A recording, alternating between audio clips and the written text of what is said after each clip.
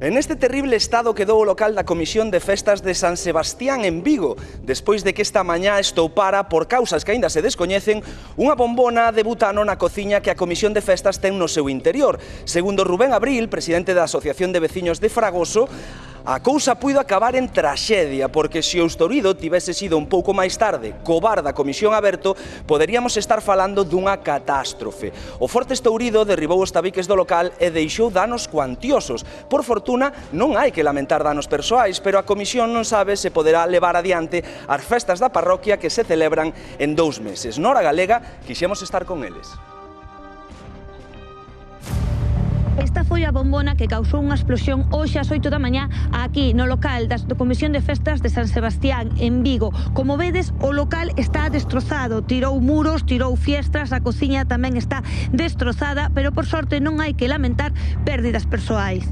Temos aquí a imaxe da explosión. Rubén, presidente da Asociación de Festas de San Sebastián aquí en Vigo, vai a susto hoxe. Sí, menudo susto. Foi unha desgracia, menos mal de que non colleu a nadie dentro, porque iso foi ás 8:20 da mañán e o bar solémolo abrir ás 10. Pudo haber pasado unha desgracia moi grande. Foi todo unha bombona. Si, as causas foi dunha bombona que era na cociña e que estaba co capuchón solto. Pois de repente estoupou, por chamadas dos veciños e máis o sistema de alarma que temos, que nos deron o aviso. Chegamos xa, tiñanos aquí os bomberos, a policía. O máis gordo quizá foi aí na fachada. E o frontal da fachada, as paredes e o ventanal grande de aluminio que temos. E aquí detrás do mostrador, claro, como se mira todo queimado. E a cociña foi nevera, microondas, cortafiambres, bebida, todo reventou. E depois, según a cuantía, bueno, hai que mirar a ver se a festa se pode continuar, porque a festa facémola dentro de 2 meses e medio. Dá unha imaxe en que doe ver, pero por sorte non había ninguén, foi a hora que foi, e agora toca pois xuntarnos todos e intentar levantar isto. Bueno, estamos aquí ao lado dunha das paredes que caeron, que aquí caiu o muro, caiu a fiestra, caiu todo. Sí, incluso golpea a portería, como se pode observar aí. Es que insisto en que foi unha sorte que de verdade non houvese ninguén. Ningún neno xogando, ninguna persoa recollendo algo. Son imaxes moi duras de ver, a verdade. Claro, eu chego un pouquiño máis tarde, enterome que veñen bombeiros, todo, e cando entro na cociña, o sea, é unha imaxe moi terrible. Non estou chorando porque contéñome, pero aparte disto, moitos anos. O sea, eu veño aquí desde pequeno, Para que nos fagamos unha idea, o local este é un símbolo de unión da veciñanza. Eu creo que sí, por lo menos para min, para a miña xeración, aquí vimos a xogar os venres o partido de fútbol, tomamos algo, cenamos, e claro, agora incertidumbre, porque escoitas incluso de... A mellor está moi complicada a cousa, se non é unha axuda. Incluso para ir a limpiar, hai hasta problemas para que veñan a retirar os cristais do campo de fútbol.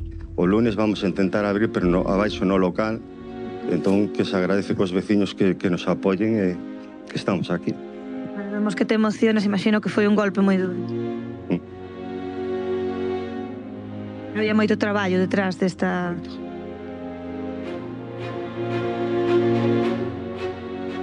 Importantísimo extremar as precaucións cando manexamos unha bomba de butano. As bombas de butano pois, son moi comuns nos fogares galegos, sobre todo no rural, e non manipulalos de feito axeitado pois pode acabar nunha catástrofe, Adrián.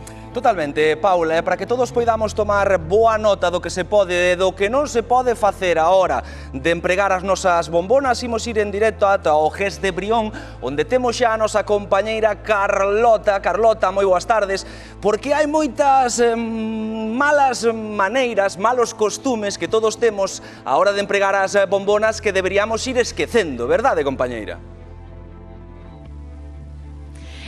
Efectivamente, compañeiro, aquí acabamos de ver como unha bombona é altamente inflamable e por eso, Xurxo, temos que ter conta e temos que buscar o mellor xeito de manipulala. En primeiro lugar, a min preocúpame. Un escape de gas pode producirse pola válvula. Como podemos comprobar que a válvula está ben pechada?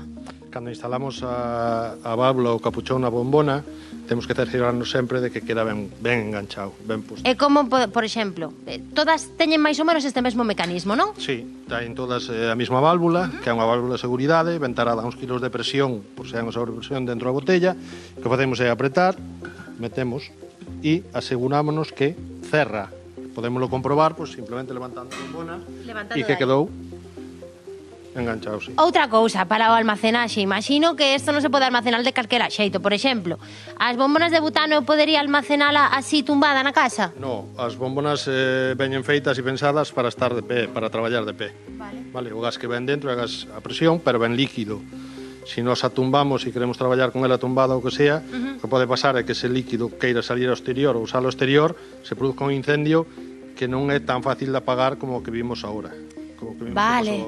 Podemos, por favor, repetir esa maniobra para que na casa vexan... Sí, eles van a ver como si perdera gas pois pola conexión da mangueira, estabera perdendo gas, prender a lume, entón vamos a ver como primeiro manipulan a botella para sacala ao exterior, porque é o primeiro que temos que facer sempre que non nos queimemos nin corramos peligro, sacar a botella ao exterior. E despois... Entón, en primeiro lugar, veríamos que hai unha fuga e, polo tanto, hai unha chispa, porque non é tan fácil prendela. Efectivamente, aí están os compañeiros intentando prenderlle lume e non o están a conseguir. Así que, isto tamén... Vamos a plan B, porque isto nos pode dar conta de que tamén son unha chispa e o que pode prender este gas. Realmente non vale como unha faisca calquera, pois, dun cigarro ou un incienso, sino aquí vemos sí que se prende lume, entón o primeiro que habería que facer, compañeiro, que sería? Sacalo ao exterior e unha vez no exterior, sempre que podamos, cortar o suministro para que non siga ardendo. Pero sempre que se poda cortar o suministro, sempre que non haxa fuga, porque o gas cando é peligroso é cando se almacena o gas. Eso se queda ardendo, como vimos ahora aquí dentro, iso é como un mechero de grandes dimensións, por explicarlo de alguna forma. Entón o que non pode ser é que fugue gas. Vale. Se non estamos seguros de que podemos cortar esa fuga de gas, é mellor que a deixemos ardendo. É mellor que a deixemos ardendo para que se vaya. Algo, non vai a producir ninguna explosión. Un consello para a xente que está na casa que poida ter bombonas de butano. O consello máis importante é ter ventilación en casa. Tanto para o butano como para o propano necesitamos unha ventilación baixa a nivel do suelo, porque pesa máis que o aire. É máis denso que o aire, entón pesa máis, sempre tira hacia baixo. E se, por exemplo, tiñemos unha instalación de butano, cambiamos a gas natural no edificio, no que sea, necesitamos que nos cambien a ventilación á parte superior. Isto é moi interesante de saber. Hai moita xente que mellor descoñece isto da ventilación e mellor como entra frío, tapónase e din, Eso é o máis peligroso, porque o que realmente explota é o gas acumulado. As bombonas non explotan. Non explotan, son as películas, non? Son as películas. Teñen unha válvula de seguridade que é onde se engancha a boquilla ou capuchón e por aí sí, podría fugar gas, lume, en calquer caso, pero non explotan. Pois as botellas de butano. Pois nada, desmentido xa para toda Galicia que as bombonas non explotan, porén temos que ter moita conta, boa ventilación, almacenalas correctamente e comprobar que a válvula sempre estea ben pechada. Moitas gracias por todos estes consellos, porque a verdade